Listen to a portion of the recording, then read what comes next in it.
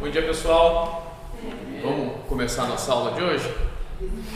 Vamos orar para que Deus nos abençoe nessa jornada, seja rico em conhecimento e que dê bastante frutos de vida para nós. Amém?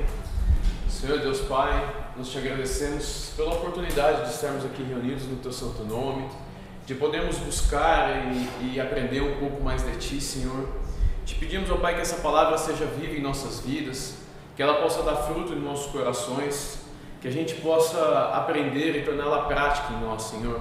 Leve-nos, ó Deus, à serenidade, a um crescimento maduro da nossa fé, para que possamos, através das nossas vidas, honrar e glorificar ao Teu nome.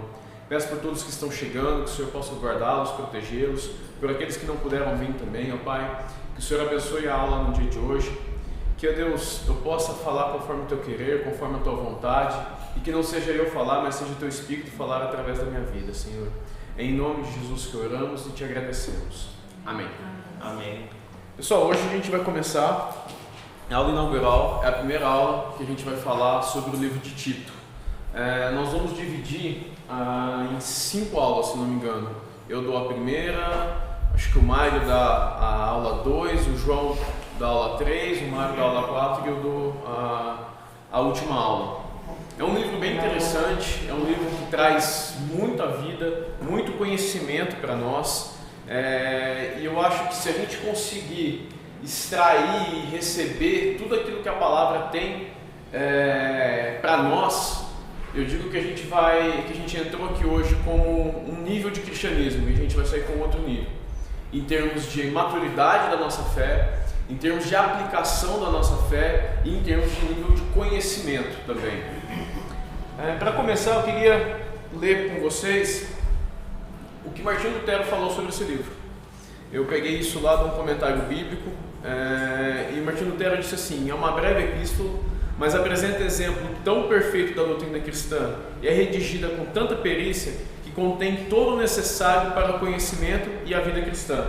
Percebe que a gente vai falar, e eu vou começar a falar um pouco sobre o que é a carta, por que ela foi escrita, mas o importante que eu queria trazer para vocês é que vocês extraiam dessa epístola, dessas aulas, de tudo aquilo que a gente for ensinar ao longo dos próximos domingos, que é um ensinamento para a nossa vida.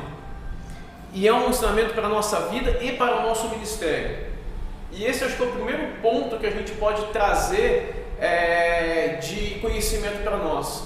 Não existe uma vida ministerial e uma vida secular. Não existe um João profissional e um João cristão que vem à igreja domingo. Existe um João, existe um você. E esse um você, ele é cristão e ele age como cristão e ele pensa como cristão. Então, tudo aquilo que a gente vai extrair de conhecimento para nosso ministério dentro dessa epístola, ele também tem que ser extraído para a nossa vida cotidiana. Porque o nosso ministério, ele está contido, ele vive através da nossa vida cotidiana. E eu acho que isso é muito importante, nós como cristãos, ter como um ponto de partida. Nós não podemos ter uma vida aqui de domingo ou de sábado, no dia que você estiver aqui, e uma vida de segunda a sexta. A vida é uma só. E essa vida, ela importa ser vivida da maneira que Jesus nos ensinou. Paulo, ele traz uma descrição do ministério nos versículos iniciais dessa carta para estabelecer um modelo para Tito de como ele deveria conduzir a igreja em Creta e para todas as igrejas ao longo da história. Então é tão rico o ensinamento que ela é um modelo para que nós vivamos o nosso ministério hoje. A nossa igreja evangélica batista Nova Aliança, ela é e deve ser vivenciada de acordo também com o ensinamento dessa carta.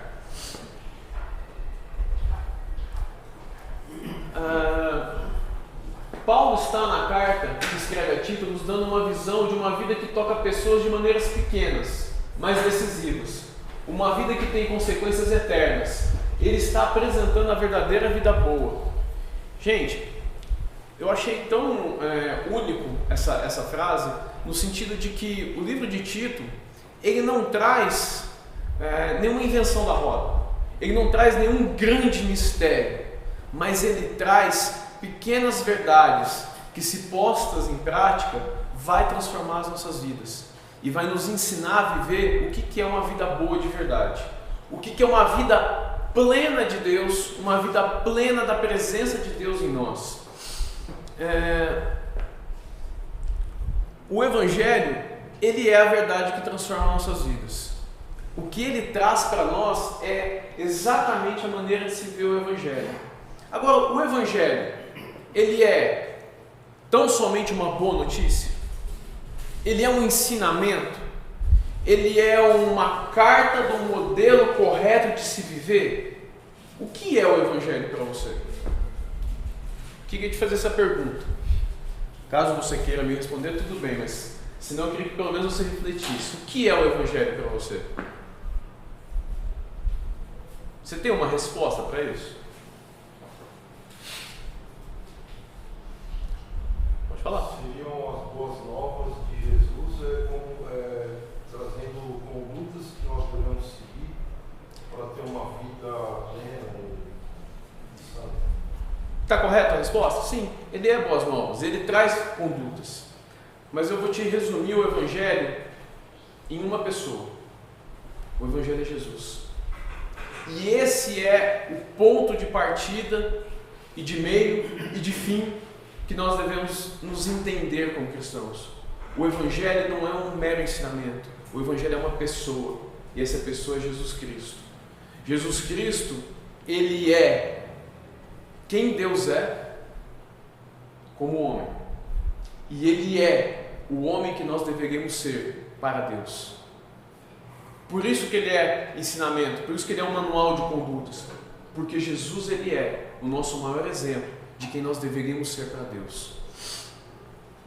E aí o livro de Tito, ele traz um pouco, e eu quero dividir aqui só para a gente fazer essa pequena introdução. Lógico que eu não vou falar sobre tudo isso hoje, nós vamos falar ao decorrer das aulas. Mas no capítulo 1, Paulo adverte que aqueles que se afastam do Evangelho se tornam incapazes de fazer qualquer coisa boa.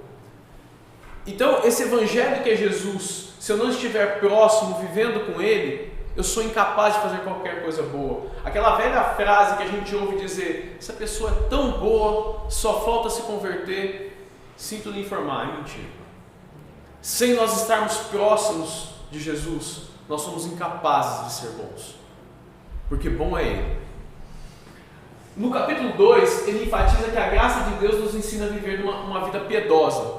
E hoje, para você entender o decorrer, nós vamos falar um pouco sobre o que é vida piedosa, nós vamos falar um pouco sobre a graça de Deus dentro das nossas vidas.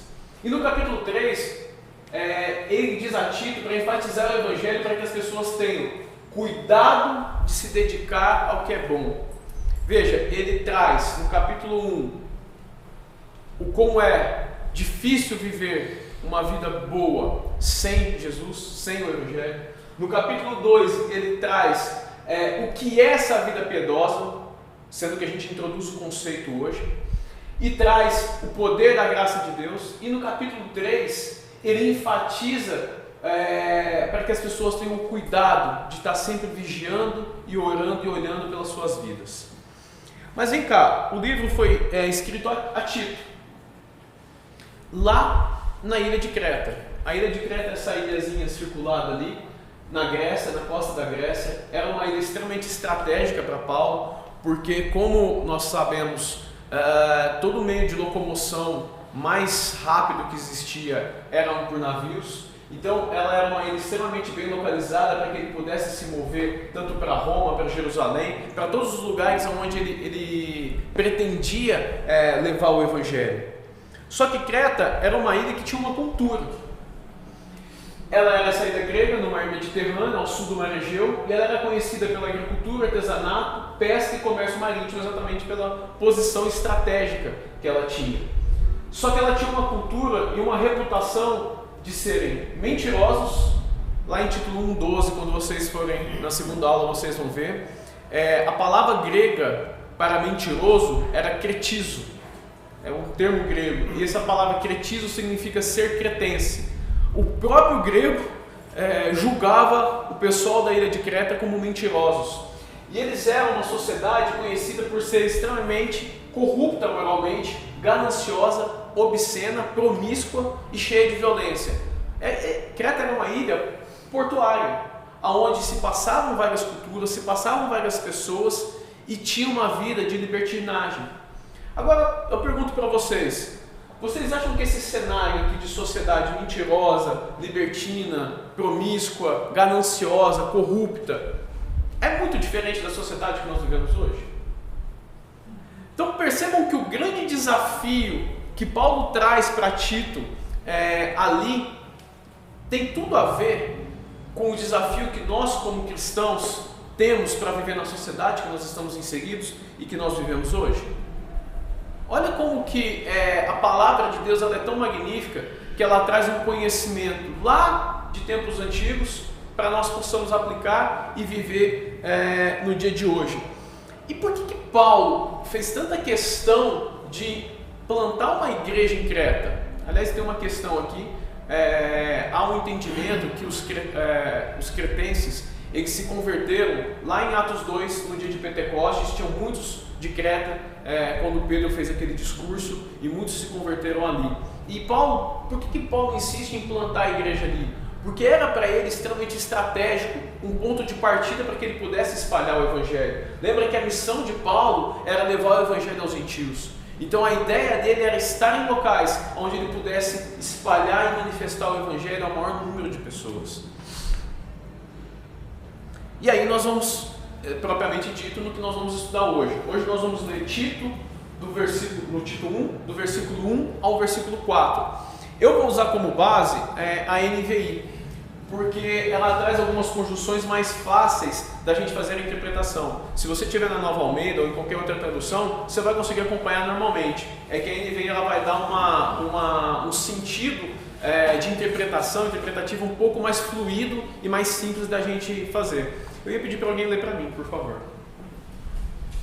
Paulo, servo de Deus e apóstolo de Jesus Cristo, chamado para levar os eleitos de Deus à fé e ao conhecimento da verdade que conduz à piedade, na esperança da vida eterna, a qual Deus finalmente prometeu antes dos tempos eternos.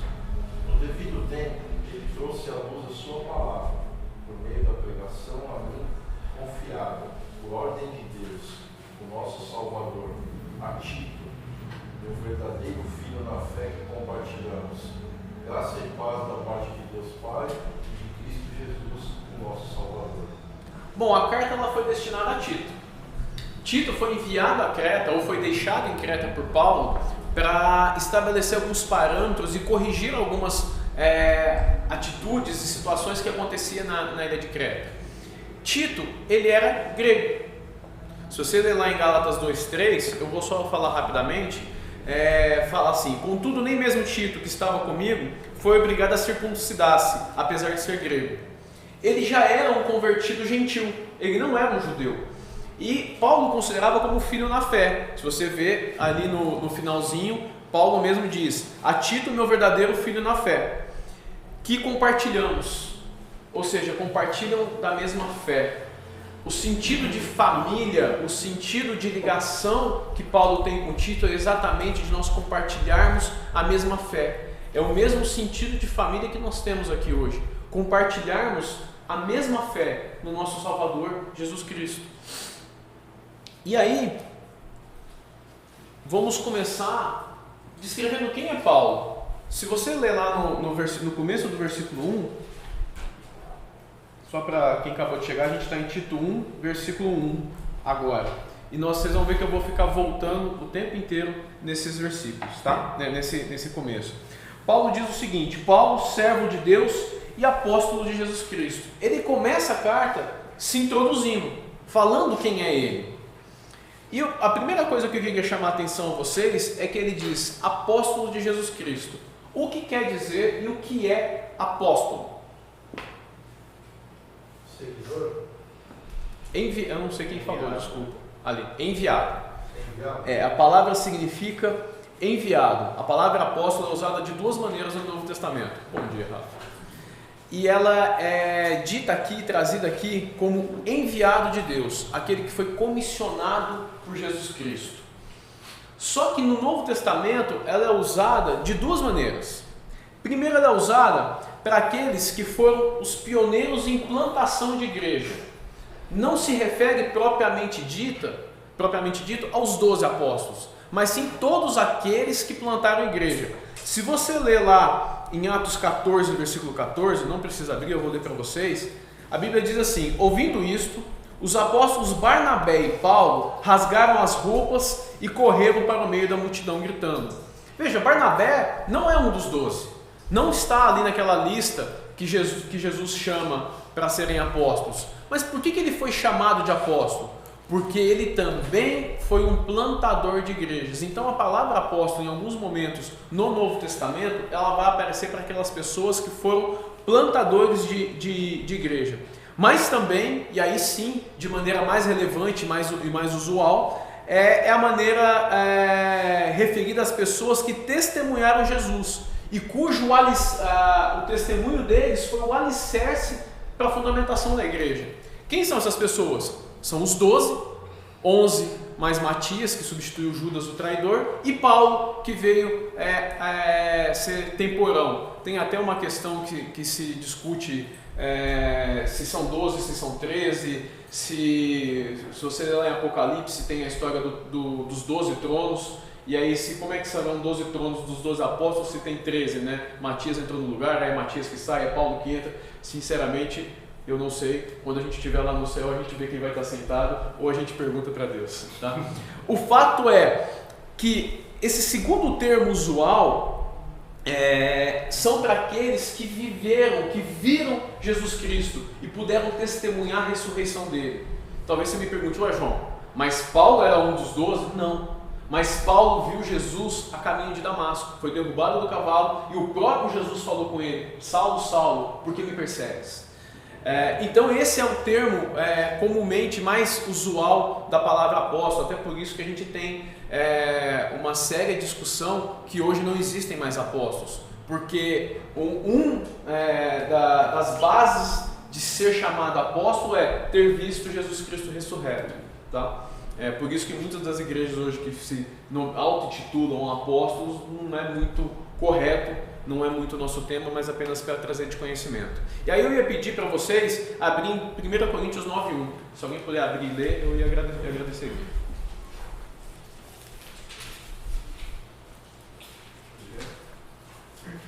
Pode ler. Será que eu não sou um homem livre, não sou um apóstolo? Não vi Jesus, nosso Senhor? Por acaso vocês não são fruto do meu trabalho no Senhor? O que eu quero trazer com esse versículo para vocês? Que Paulo, quando ele se refere a ele aqui em Tito 1 como apóstolo do Senhor, ele está se referindo a ele nos dois sentidos. Paulo é um plantador de igrejas, ele plantou a igreja em Corinto, por exemplo. Mas Paulo também é um apóstolo que viu o Senhor Jesus, uma testemunha fiel. Ele está credenciando o ministério dele.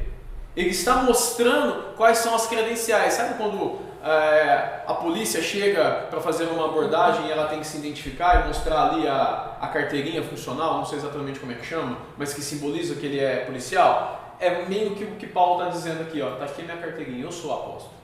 Eu tenho a autoridade porque eu fui comissionado pelo próprio Jesus para estar aqui. Mas é assim que Paulo começa se descrevendo? Lê logo de novo o começo do versículo 1. O que ele fala? Paulo, chamado pela vontade de Deus para ser apóstolo de Cristo. No meu, na NVI fala assim: Paulo, servo de Deus. Percebam que ele não começa se descrevendo como apóstolo, mas ele começa se descrevendo como servo de Deus. Ele não vem mostrar a credencial poderosa dele, ele vem mostrar qual é o sentido, qual é a maneira que ele tem que se apresentar como ministro de Deus, como que nós, como cristãos, devemos viver o nosso ministério e, como eu já disse no começo da aula, a nossa vida pessoal, como servos de Deus. Literalmente, a palavra servo significa doulos, escravo. O modelo de ministério descrito em Tito é um modelo para todos os servos de Deus. Por isso que ele não começa se descrevendo como apóstolo, um papel exclusivo da sua geração. e o resultado de uma comissão específica de Cristo. Ora, Paulo sabia, e ele escreve essa carta a Tito entre a sua primeira e sua segunda prisão, por volta do ano 60 e poucos pós-Cristo, mais ou menos. A segunda prisão é a prisão que ele definitivamente vai ser morto. E Paulo sabia que esse tempo estava chegando, ele sabia que estava acabando o tempo dele ministerial, e ele estava se preocupando em criar líderes para a igreja que pudessem continuar o evangelho. Só que ele sabia que apóstolo morreria ali com ele. Então ele precisava criar um modelo de liderança que aí sim iria se perpetuar, que não teria mais a questão de ter visto Jesus Cristo em carne, vivo. E aí ele começa se descrevendo como servo. O servo é aquele que, em primeiro lugar, obedece ao seu Senhor. E digo mais, o servo é aquele que é tolhido de sua vontade e que vive a vontade do seu Senhor, o nosso Senhor e Salvador Jesus Cristo. Então Paulo começa essa descrição muito importante, visando já um ministério futuro. Eu acho fantástico nessa carta que, pela inspiração do Espírito Santo, lógico, Paulo não joga palavras ao vento. Vocês vão perceber que a cada versículo há momentos ricos e preciosos de conhecimento e de vida para nós. A primeira coisa, Paulo se credencia, mas Paulo mostra como tem que ser esse ministério. É um ministério serviçal, é um ministério de obediência a Cristo. Mas vamos continuar. Lá no versículo 1, ele fala: Paulo, chamado a servo e apóstolo de Jesus Cristo, para levar os eleitos de Deus à fé. Qual é o objetivo então do ministério de Paulo? Levar essa fé salvadora àqueles a quem Deus escolheu. Gente, isso é importantíssimo. Eu vou pedir para a gente ler 2 versículos, aí vocês não vão precisar abrir, eles vão estar aqui na tela, mas eu vou pedir para alguém ler. Ô Rafa, já que você está pertinho aí, lê para a gente. Vocês estavam mortos nas suas transgressões e nos seus pecados. E aí? Todavia, Deus, por ser rico em misericórdia, por causa do grande amor com que nos amou, deu-nos a vida com Cristo quando ainda estávamos mortos nas transgressões. Pela graça vocês são salvos. O que você entende disso? O que Paulo está trazendo como recado aqui?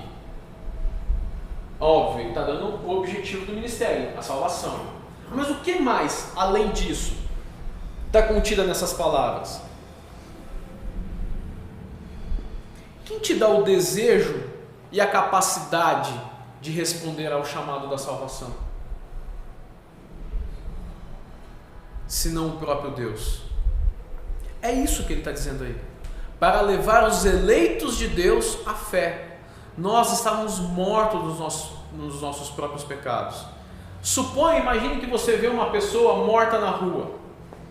E você tem uma oratória maravilhosa, um discurso muito eloquente. E aí você faz um lindo discurso para aquela pessoa voltar à vida. Ela vai voltar? Ela tem capacidade de voltar à vida? Talvez ela até, antes de morrer, quisesse continuar viva. Mas não é as nossas lindas palavras ou a nossa grande oratória que traz a vida. O que traz a vida é o próprio Deus. E é exatamente isso que está nesses 2 versículos e que está ali no começo de Tito 1. Esta fé salvadora, ela vem do próprio Deus ao nosso coração. É Deus, é o Espírito Santo que traz vida a nós. E aí a gente entra num tema muito importante, que é a absoluta vontade de Deus. Ele é quem escolhe, Ele é quem dá a capacidade de salvação. Se você vê lá em Ezequiel 37, ele traz uma explicação muito clara sobre isso. O profeta Ezequiel, ele está diante de um vale de ossos secos. Ele foi levado por Deus até esse vale. E aí Deus manda ele, profetiza sobre esse vale de ossos. E ele profetiza. E os ossos começam a adquirir carne, músculo, pele, e começam a se parecer com pessoas, mas ainda estão mortas. E então Deus fala, então Ezequiel pede para que o sopro de Deus entre neles, aquele mesmo sopro de de Adão. E aí sim, aquele vale de ossos secos se tornam vivos, como um exército. E esse vale de ossos secos era o povo de Israel morto em seus pecados. E assim somos nós. Nós estávamos mortos nos nossos pecados. Só quando o sopro de Deus entrou em nós, através da palavra, que nós vamos falar isso mais para frente, é que nós somos capazes de viver. Nós não tínhamos vontade em nós, nem capacidade em nós de vivermos, mas foi Deus quem nos escolheu. Veja que a palavra sopro, que é usada lá em Ezequiel, é a mesma palavra no hebraico para Espírito de Deus. É o Espírito Santo quem faz a obra de convencimento e que nos dá a capacidade de termos fé. Só para que vocês, a título de conhecimento, se vocês entrarem lá no site da nossa igreja, ali vai estar nossas crenças ou confissão de fé, como vocês podem dizer, está aqui o link, caso vocês queiram, se não me engano no PDF está o link, vocês podem clicar, vai aparecer. Aí lá embaixo, o Rafa tem um pouco de dificuldade de ler, então eu trouxe ele trouxe um pouquinho maior para todo mundo ler. Olha o que diz lá, que o Senhor Jesus Cristo morreu pelos nossos pecados de acordo com as Escrituras, como sacrifício vicário e substitutivo, para satisfazer a justiça divina e nos reconciliar com Deus, que todos aqueles eleitos sob a soberana vontade de Deus, a palavra que eu quero usar é soberania, se arrependem dos seus pecados e creem confiadamente nele como o único e suficiente Salvador, sendo justificados e eternamente salvos através de sua morte na cruz do Calvário. É a soberana vontade de Deus que nos traz a fé. E, gente, isso é muito importante, porque se a gente não entende isso, nós corremos o risco de cair em falsas alegações, dando ao homem algum crédito pela salvação. E aí a gente começa a ver aqueles modelos, aqueles passos, aqueles processos que nos levam à vontade, a ter a vontade de Deus, a cumprir a vontade de Deus. E na verdade, o único que nos capacita e que nos dá a vida para fazer isso é o próprio Deus. E isso Paulo já vinha combatendo uma doutrina judia que existia na igreja de Creta, porque muitos dos que estavam ali eram judeus que estavam tentando trazer preceitos judeus. Não sei se vocês lembram, quem estava aqui quando a gente falou na aula de Páscoa? Só para eu saber. Não sei se vocês lembram, a gente falou sobre que a religião judaica, na verdade não era nem uma religião, porque eles eram um povo, eles caíram num legalismo tão grande que eles foram criando métodos e processos para agradar e fazer a vontade de Deus. E eles esqueceram que o que nos traz a Deus é o próprio Deus. É o sacrifício de Jesus que nos traz a presença de Deus através do Espírito Santo. E esse versículo aqui, esse pedaço de versículo, é fundamental para que a gente tenha a base da nossa crença. Nós não somos salvos pelo nosso esforço, mas tão somente pela graça e vontade de Deus. Nós somos escolhidos por Deus. E talvez você se pergunte, mas se você está me dizendo que é Deus quem escolhe, que é Deus quem dá a capacidade de salvar, para que eu vou pregar? Para que eu vou falar? Aí eu te devolvo com uma outra pergunta. E você sabe quem Deus escolheu? Vamos falar disso daqui a pouco. Mas aí, levar a fé, essa fé salvadora, para um conhecimento que conduz à piedade. E aí eu estava assistindo a aula do Everton, que ele deu há 4 anos atrás, né? E ele fez uma pergunta: o que é piedade? E é engraçado porque as primeiras vezes que eu li piedade, eu dei exatamente a mesma resposta que a pessoa deu na sua aula. É ter compaixão. E está errado? Não. Mas está completo? Está longe disso. Eu vou traduzir para vocês de uma maneira simples. Ser conduzido à piedade é ser conduzido a uma vida de santidade. Uma vida plena que agrade a Deus. Então essa fé salvadora, ela tem que nos conduzir a passar a ter um novo modelo de vida. Uma vida piedosa, uma vida santa. Lê alguém para mim esse versículo, por favor. Convencido disso, sei que vou permanecer e continuar com todos vocês para o seu progresso e alegria na fé. Filipenses 1:5. Percebam que progresso e alegria estão intimamente ligados. O seu progresso na fé vai te trazer essa alegria. E essa verdade, ela contrasta com ensinamentos que se identificam como verdade, mas não produzem vidas piedosas. Se vocês lerem lá o livro de Tiago, Tiago trata muito dessa dicotomia entre conhecer a verdade, ter fé e essa fé se reproduzir em atos, em atitudes. Uma vida piedosa é uma vida em que a fé que eu creio se traduz em vida, em palavras, em gestos, em modelo de vida. Nesse sentido, a piedade, ela autentica a verdade que nós aprendemos. A piedade mostra que a verdade é verdadeira. Em outras palavras, mostra que a verdade é viva por causa do fruto que ela produz. A piedade é o sinal da verdade, porque a verdade leva à piedade. Eu vou ler de novo isso. A piedade é o sinal da verdade, porque a verdade leva à piedade. Parece ali uma dificuldade entre você achar a causa e o efeito, né?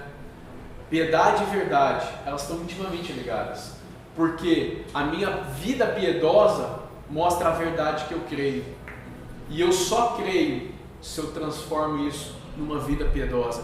Existe ali um círculo virtuoso entre verdade e vida santificada.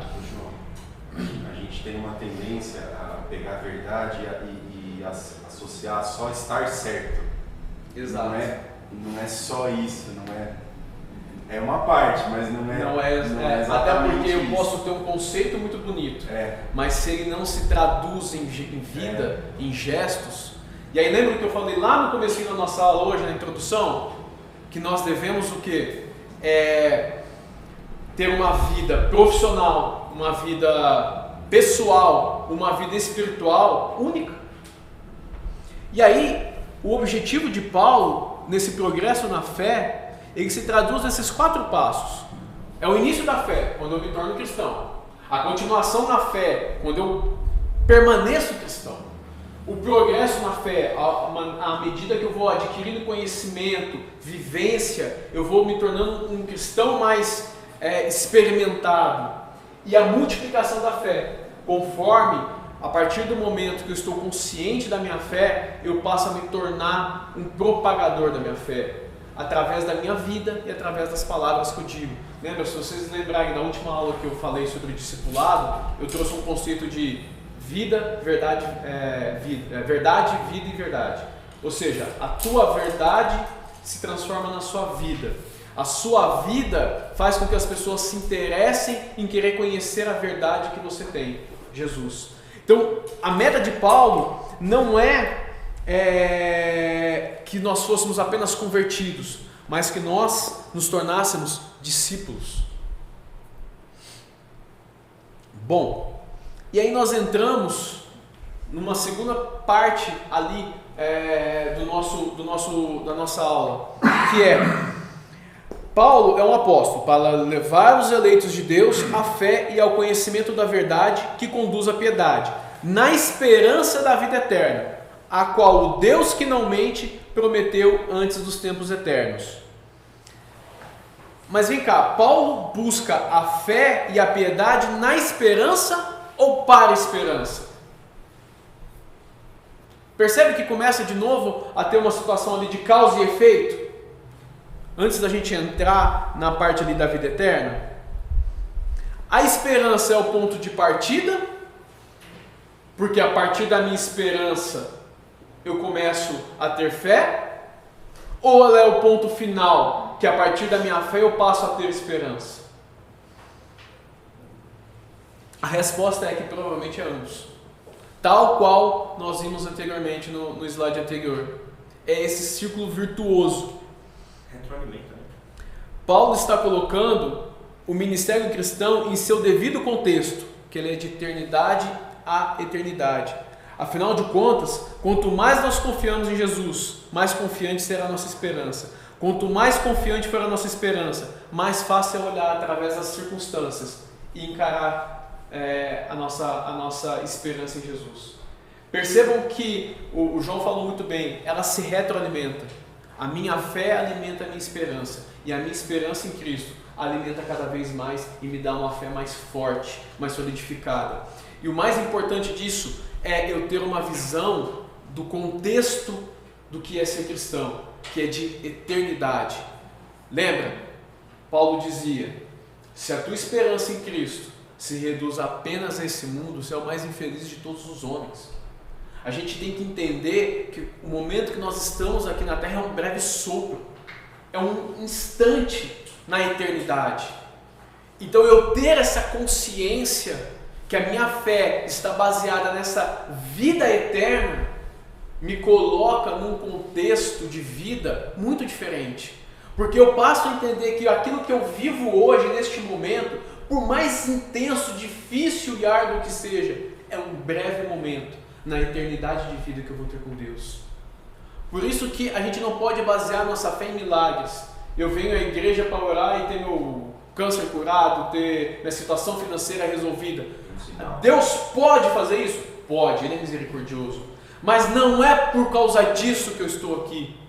Eu estou aqui porque eu tenho entendimento desse contexto eterno, de eternidade a eternidade. A minha vida, ela não se baseia, a minha esperança, ela não se baseia no hoje, no agora, mas ela se baseia na vida eterna que eu vou ter com Cristo e que eu já fui escolhido lá atrás, que nós vamos falar daqui a pouco. A esperança na vida eterna está lá no começo do versículo 2, na esperança da vida eterna. Alguém pode ler para mim aí 1 Coríntios 3, do 12 ao 15? Se alguém constrói sobre esse alicerce usando ouro, prata, pedras preciosas, madeira, feno, palha, a sua obra será mostrada, porque o dia trará a luz. Ela será revelada pelo fogo, e o fogo provará a qualidade da obra de cada um. Se o que alguém construiu permanecer, este receberá uma recompensa. Se a obra que alguém construiu for consumida, este sofrerá prejuízo. Contudo, será salvo como alguém que escapa através do fogo. O que Paulo quer apelar com esse versículo? Qual é a ideia que Paulo quer nos trazer aqui? Que nós construamos o nosso ministério tendo em vista a eternidade. O que nós vamos ter para frente. E não com base apenas no hoje, no agora. É muito interessante o que ele traz aqui. Se você constrói na base, que é Cristo, com ouro e prata, quando vier o fogo e a provação, esse ouro e essa prata vão ser revelados. Se for feito com feno e palha, eles vão ser queimados e consumidos. Veja, aqui não é uma questão de céu e inferno. Ele fala aqui. Ele fala de recompensa, mas fala também de uma justificação que será feita através do fogo. Mas sim de uma obra que se perdura por causa do conceito correto de construção, visando o eterno. É igual construções que a gente vê hoje.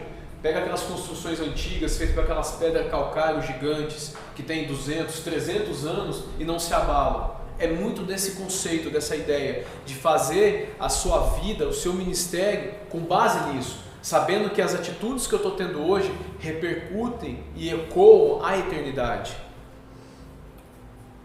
Só que quando a gente fala de eternidade, a gente lembra que ela foi prometida antes dos tempos eternos, esperança da vida eterna, a qual o Deus que não mente prometeu antes dos tempos eternos. Só fazendo um pequeno parênteses, o Deus que não mente. Lembra o que a gente falou de Creta? Cretizo, mentirosos. Os cretenses, eles tinham uma história de que o próprio Zeus, o maior deus grego, ele morava ou ele passava os seus tempos em Creta.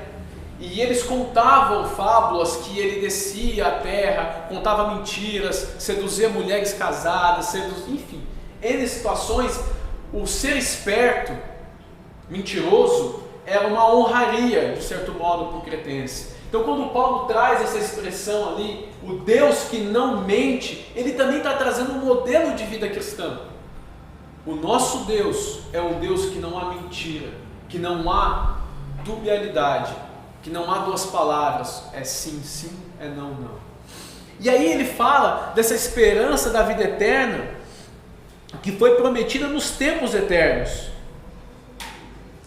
Tempos eternos e vida eterna é a mesma palavra, eras, que remete a uma palavra grega que eu não vou me arriscar em ler, mas está escrito aqui, aion, mais ou menos isso, que significa vida de eras.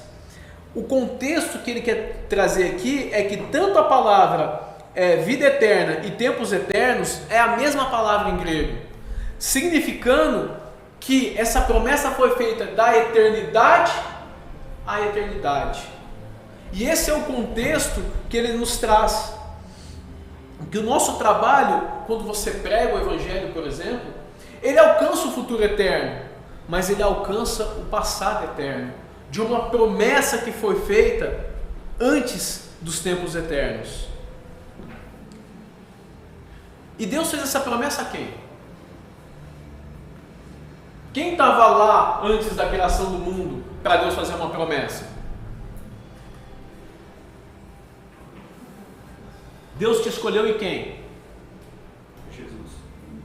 Lê para mim então esse versículo. Porque Deus nos escolheu nele antes da criação do mundo, para sermos santos e sem culpa diante dele. Em amor nos predestinou para sermos adotados como filhos por meio de Jesus Cristo, conforme o bom propósito da sua vontade, para o louvor da sua gloriosa graça, a qual nos deu graciosamente por meio do amado. Deus nos escolheu no Deus Filho. Engraçado que ele traz aí segundo o seu bom propósito, né? Foi penoso para Deus nos escolher? Não, ele teve prazer em nos escolher. Ele nos criou e nos recriou para que a gente pudesse compartilhar o prazer de estar em seu Filho. E Jesus morreu na cruz do Calvário para que nós pudéssemos compartilhar a filiação. Deus teve tanto prazer no seu Filho Jesus que nos criou para que nós possamos compartilhar desse prazer. E Jesus teve que morrer na cruz para que nós pudéssemos ser amados por Deus, tal como um filho, para que nós pudéssemos ser adotados. O que eu quero te dizer é que quando alguém segue a Cristo, esse é, sem sombra de dúvidas, o maior acontecimento que pode acontecer. A nossa fé, ela produz esse resultado eterno. E nossa fé produz resultado divino, porque é milagroso. Você quer milagre, irmão? Não tem milagre maior que a salvação. Coloque isso no teu coração. Ele é a salvação, o cumprimento de uma promessa que o Deus Pai fez ao Deus Filho. Você levar o Evangelho a uma vida, e essa vida se converter a Jesus, você está cumprindo a promessa que o Deus Todo-Poderoso, Criador dos céus e da terra, fez ao Deus Filho, que morreu e ressuscitou e vive para sempre. Levar o Evangelho, levar essa vida piedosa, é o cumprimento da promessa de Deus a Jesus. E Jesus, ele é revelado em nossas palavras. Olha como é que está lá no versículo. No devido tempo, ele trouxe à luz a sua palavra, por meio da pregação a mim confiada, por ordem de Deus, o nosso Salvador. A vida eterna, ela é trazida à luz na pregação. O que eu quero te dizer é que como que nós trazemos a vida eterna para o nosso plano? Como que nós passamos a fazer com que a vida eterna seja palpável, tangível, visual a nós? Através da palavra, através da pregação do Evangelho. É tal qual hoje. Não sei quem chegou, quem acordou cedinho e deu uma olhada pela janela, estava uma névoa sobre a cidade, assim. A pregação, ela é essa névoa. Sabe quando a gente está num dia frio, que a gente respira e consegue ver a nossa própria respiração?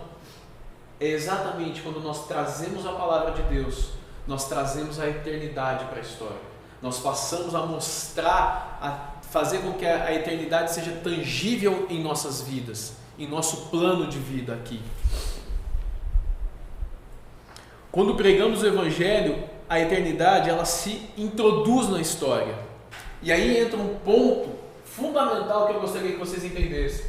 A vida da nossa igreja ela é apenas um momento na história. Se você pegar a igreja Batista Nova Aliança, ela tem 33 anos, se não me engano foi isso que a gente comemorou agora. Mas é um momento, e não estou falando só da nossa igreja, estou usando de exemplo a nossa igreja, que histórias eternas serão contadas, porque nós estamos contando a história do Filho de Deus, que morreu e ressuscitou. E quando as pessoas creem através da nossa igreja, nós estamos selando destinos eternos. Uma história tão pequena, de um momento tão rápido dentro da eternidade, ela é capaz de produzir momentos que serão repercutidos e vivenciados até o final dos tempos. Traz isso para a tua vida. Traz isso para o seu dia a dia de trabalho. Aquela uma palavra que você pode te dizer, ela pode repercutir eternamente. E aí lembra que eu falei, pô João, mas se você me disse que Deus escolhe, por que eu prego? Quando você planta uma semente e rega ela, você sabe se ela vai nascer ou não? Porque não está em você dar a vida a ela, está em Deus. A palavra que você fala é a semente que você lança ao coração. E está em Deus fazer com que essa vida produza. A nossa função é trazer essa palavra. Porque através dessa palavra, nós vamos estar começando a introduzir a eternidade na história. E aí Deus, através do Espírito Santo, Ele vai trazer vida pelos nossos momentos, pelos nossos dias. O livro traz, o livro que a gente se baseia, uma história que é muito interessante. Ele fala de um rei, até então pagão, que começa a ponderar, ele tem contato com a história missionária de Paulo, e ele começa a ponderar sobre se tornar cristão ou não. E um dos seus conselheiros faz uma seguinte constatação. Ele era um rei da Normandia, ou seja, um lugar extremamente gelado, que vivia no inverno. E ele diz assim, Senhor, a nossa vida ela é comparada a um pardal que passa pelo salão imperial durante uma tempestade de inverno. Aquele pardal não tem noção, mas durante aqueles breves segundos que ele atravessa o salão, ele está protegido da tempestade, mas depois ele volta e se perde. A nossa vida, ela é esse breve período em que o pardal passa pelo salão nobre. Só que esse breve período pode construir vidas eternas. Esse breve período pode determinar histórias e selar destinos. Olha como é importante o nosso papel dentro daquilo que Deus quis fazer. E é tão maravilhoso porque Ele nos deu o privilégio. Ele poderia fazer de qualquer outra maneira. Ele é Deus. Ele é o Todo-Poderoso. Mas Ele resolveu nos dar esse privilégio. Além de podermos viver eternamente com Jesus, além de podermos estarmos intimamente ligados com Cristo, Ele nos deu o privilégio de propagar essa verdade. E de propagar, ser aqueles que semeiam a semente da palavra de Deus. E ver a obra do Espírito Santo. Eu não sei se vocês já tiveram a oportunidade de vivenciar uma pessoa que se converte e começa a ter a vida transformada. Não sei como é que foi a sua conversão. Não sei se você nasceu na igreja, se você se converteu recente, se você é convertido há muito tempo. Mas eu gostaria que você parasse por um momento e pensasse: como foi a sua conversão? Como foi a sua transformação de vida? Quem você é e quem você se tornou? Quão lindo foi a obra do Espírito Santo na tua vida? E quão maravilhoso é você ser o portador dessa verdade e poder levar ela para outras pessoas. Bom, para a gente começar a terminar. Então o que Deus faz? Ele escolhe pessoas para serem salvas por meio da proclamação do Evangelho. Ele é o Todo-Poderoso. Foi isso que a gente viu na primeira parte. Depois que Paulo se credencia como apóstolo e servo e dá a base do ministério dele, ele nos traz uma verdade, que é Deus quem nos escolhe. Não adianta a obra maravilhosa do homem, não adianta prédios, não adianta uma palavra bonita, é Deus quem escolhe. E é o Espírito quem dá vida. Mas segundo, ele ordena que os cristãos proclamem esse Evangelho. Paulo diz que a esperança da vida eterna foi trazida à luz por meio da pregação que foi confiada a ele por ordem de Deus. Deus é um Deus salvador. Deus quer salvar. Deus quer que nós estejamos perto dele e viver eternamente com ele. Ele nos dá o privilégio de contar aos outros isso. Ele nos dá a ordem, mas eu não quero que essa ordem seja encarada por você como uma obrigação penosa, mas sim como um privilégio. É uma coisa que eu sempre digo e insisto e repito: tenham sempre isso com vocês. Servir a igreja não pode ser penoso. Servir a igreja não pode ser uma obrigação pesada. Ela é um privilégio. Você poder estar na recepção, arrumando as cadeiras, pregando ali em cima, tocando uma música, estando aqui hoje na aula, é um privilégio para poucos. E Deus te escolheu para vivenciar esse privilégio.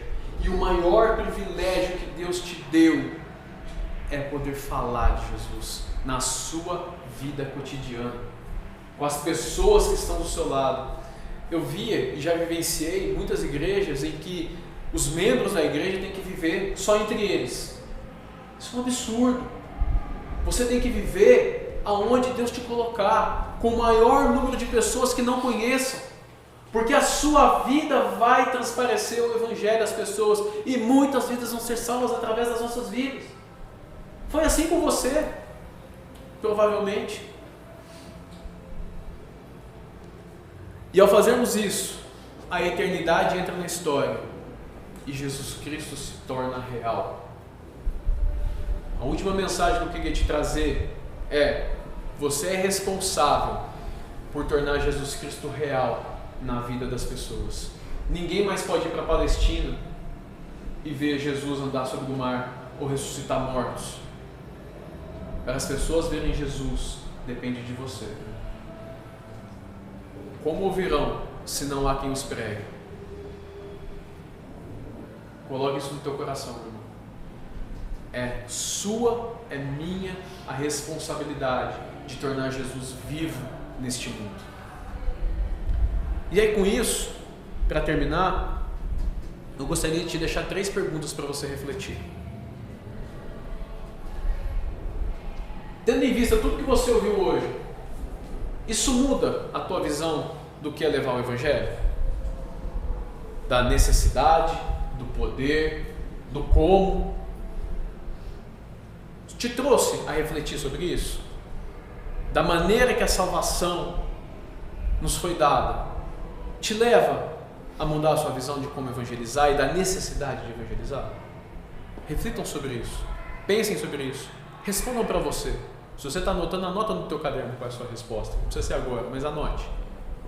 E depois revisite isso daqui a alguns dias. Mudou como você vê sua conversão e sua identidade como cristão? Você tomou consciência que você não é um qualquer, a não ser um escolhido por Deus? Um servo, mas escolhido por Deus? Que dentre muitos Deus te olhou, que de alguma maneira te trouxe a Ele através do Espírito Santo, pela poderosa pregação da Palavra de Deus? E por fim, muda como você vê a igreja? Muda como você vê a função da igreja? A importância da igreja? E te leva a pensar o quão importante é você ter um compromisso real com a sua igreja? Não queremos funcionários para a igreja, não é isso. Mas pessoas realmente comprometidas, que tenham consciência que o que nós fazemos aqui é trazer vida. Não é um clube, não é uma associação de amigos que pensam as mesmas coisas e votam no mesmo partido. Aliás, partido nós temos um só, é Jesus Cristo. Você consegue entender a importância do que você está fazendo aqui hoje? Porque se uma vida se converter hoje, não há momento mais importante na história da humanidade. Não é à toa que Jesus falava que ele era o bom pastor que morria pelas ovelhas. Que se uma se perdia, ele deixava as 99 e ia atrás daquela uma vida. Porque uma vida é motivo de festa nos céus, quando uma vida se converte a Cristo. Então o que nós fazemos aqui hoje, o que a igreja, não só batista, mas todas as igrejas que propagam e falam do nome de Jesus Cristo fazem, é trazer a eternidade de Deus, é tornar Jesus Cristo real e vivo dentro do mundo. Que Deus possa, através dessa palavra, nos conscientizar a abraçar e se tornar cada vez mais fiéis à causa do Evangelho. Amém? Amém. Vamos orar? Deixa eu orar para a gente aí, Rafa. Senhor Deus, Pai maravilhoso, obrigado, Senhor, obrigado pela disposição aqui dos irmãos de participarem da aula, pela disposição dos irmãos em ensinarem, nos darem essa aula, preparar o estudo, o material e tudo, Senhor, obrigado. E principalmente pelo Senhor ter aberto os nossos corações, Senhor, aqueles que já te conhecem, já te seguem, já te servem. Obrigado, Senhor, porque isso transformou nossa vida nesse breve momento que a gente passa aqui na terra dos viventes, e isso trouxe consequências eternas, Senhor, nos ligando ao passado eterno e ao futuro eterno, Senhor, em Cristo. Obrigado, Senhor, por esse estudo que foi muito bom, e espero que todos possam entender e amadurecer melhor esses ensinamentos, Senhor, entendendo que a tua soberana vontade que comanda com bondade tudo aquilo que acontece aqui, e que isso possa também nos motivar, Senhor, para pregar, compartilhar o Evangelho, pregar o Evangelho no nosso ambiente de trabalho, de estudo, nosso meio social, nossa comunidade, enfim, que a gente convive, e também que isso se traduza numa vida piedosa também na nossa própria vida, Senhor, e isso faça com que as pessoas também queiram se interessar por essa verdade que vem na gente. Obrigado, Senhor, em nome de Jesus.